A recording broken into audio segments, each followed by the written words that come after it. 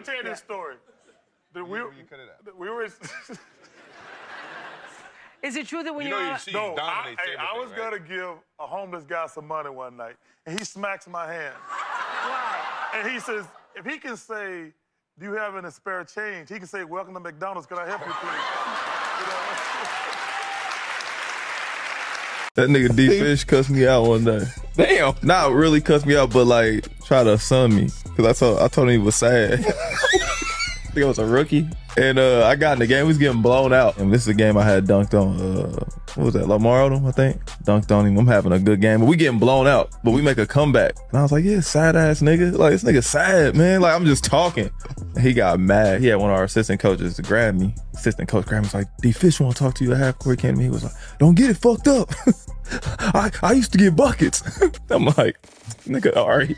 What is this nigga talking to me for? He like, no, you need to understand this, young fella. It's a role in the NBA. You got to play a role. Go back and watch my highlights for Golden State in Utah. I used to get it in. Don't get it fucked up. I'm looking at this nigga like, man, I'm about to go to In-N-Out Burger. I'm not worried about I sit at home, I watch the draft, and we pick people that I've never heard of.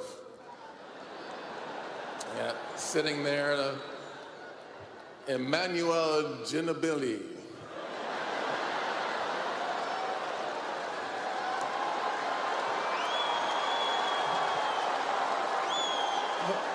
Who did we just pick? I was like, oh yeah, he's gonna be great. He's this. He's okay, Pop. Whatever. Yeah, okay. Yeah. Whatever. I was in high school, and I used to work out with the 76ers. I used to ask him, what's it like to guard Mike? He go, Mike? You mean Black Jesus? I'm like, what the fuck? Black who? Oh, we call him Black Jesus. Or you can call him Black Cat. I'm like, I'm gonna call him fucking Mike. That's his fucking name. So the level of fear that he inspired in others was insane. Wow. And I would tell him, I said, when I face him, we're gonna go at it. He says, oh, you don't wanna do that. I'm like, what? Man, you don't know me, man. And so when we matched up, I think he understood that. And when I was 18, my first year, he got the best of me a bunch of times. I was right there the next play. You're not intimidating me, yeah. I'm not going anywhere. And I think he saw that level of respect, because I think he was the same way at 18 years old. And that common bond is what I think, where our connection was built. Dirk is kicking our ass. He's got like 25 at halftime. And me and Michael like, Scotty, you got to pick it up a little bit. He's, man, I'm going to lock him down in the second half. I'm going to lock him down in the second half. Dirk finished with like 52. So I was like, dude, who the hell are you? He starts talking. He's like 18, 19. I says, where you going to play at? He says, I have to go in the Army. I said, dude, you can't go in the Army playing like that. I said, I tell you what. So I called Nike. I says, find out about this kid. Tell him I'll give him anything he wants to go to Auburn. I said, just tell him, just anything he wants, we'll get it done. So they call. This is in the middle of the summer. We're over in Germany somewhere. I said, just give him anything he wants. He's got to go to Auburn. And he said, well, he got to go in the Army. I said, dude, that dude is 7 feet tall. He's not going in the damn Army. What are you going to hide behind him? I wasn't a trash talker, so a lot of people didn't talk a lot of trash to me as well. But when I was a rookie, my very first game playing against Michael Jordan and the Bulls. Oh. And we had a guy named Greg Minor guarding him. And, it was a little dust up. Greg's playing hard. He's playing, of course, you got to play as hard as you can. It's MJ. Right. It's opening night. My mom at home watching, the kids watching, everybody watching. So they got in a little scuffle. MJ's going to the free throw line. And he looks at Greg and he says, I should make you take my shoes off. I looked down, I didn't even realize it. I looked down and he got the Jordans on.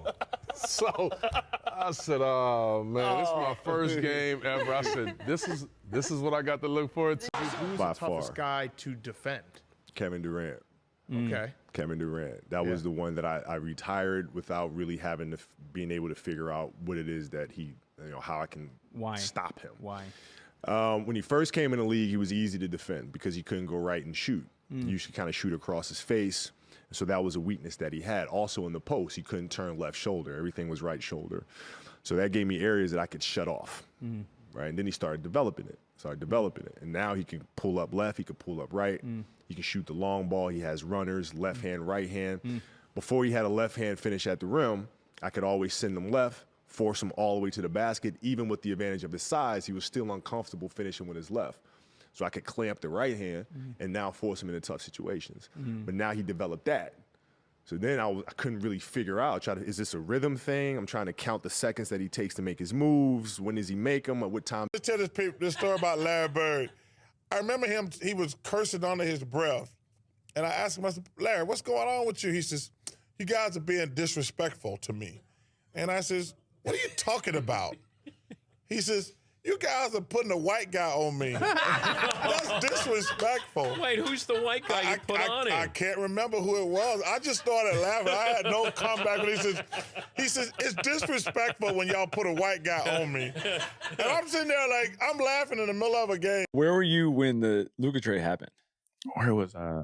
Oh, I was in my hotel room in Cleveland. I had just ordered some room service. I had got chicken wings. I'm chilling. And then it was funny, like, you know how like you got your friends that like, if one of them was calling you, like, why they calling me? Like, I should probably pick this up. And then when the trade happened, like around like 11:30. Yeah, it was late because I was in New York. It was late. It was like 11:45. Yeah, it was like 11:30, 11:45. And then my man calling me. I'm like, why he calling me? Like, I should probably answer this real quick. There's a FaceTime, and I like to hear him was like, his audio wasn't working, and he traded Luka. I'm like, what? He like, Luka got traded. I'm like, stop playing with me. Like, what you mean Luka got traded? And I go to Sham, then it's like Luka for AD. And then it was funny, like I heard like 10 seconds later, all I hear in the hallway is like, hey, yo, what the fuck? And I'm like, I look on my door, and it's Najee, D Live, I think PJ. And then we just like looking at each other, we like, hey, yo, like, what the fuck just happened? D Live is like, yo, what's going on, man? I'm like, bro, I have no clue what just happened. But the funny thing is, we had got a text around like 9:30. It was like mandatory players and staff meeting. We like, what the hell? Like, what that mean? Like, oh, somebody getting traded. Like, something must have happened. We was in the locker room with KG. I know that was probably hilarious on a daily basis, bro. Fire, though. One of the best teammates you ever had, but he's crazy. Everything he do on the court, he do that shit for real. On practice, on it. Hey, what'd he tell Jason Collins? I gotta try to fuck up the shit. How? Jason Collins a good dude. He's my teammate too. I fuck with him. We run the story, boo. Nah, we was on a plane. Hey, it's how a nigga laugh. It's already out over here. We just come from China. Everybody like, man, we get some hoes over here, man. We good to go, man. We get it going. Everybody was done with their marriages and stuff.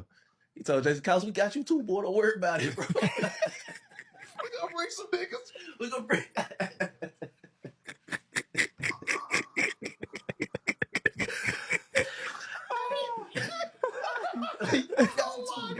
Andre Black.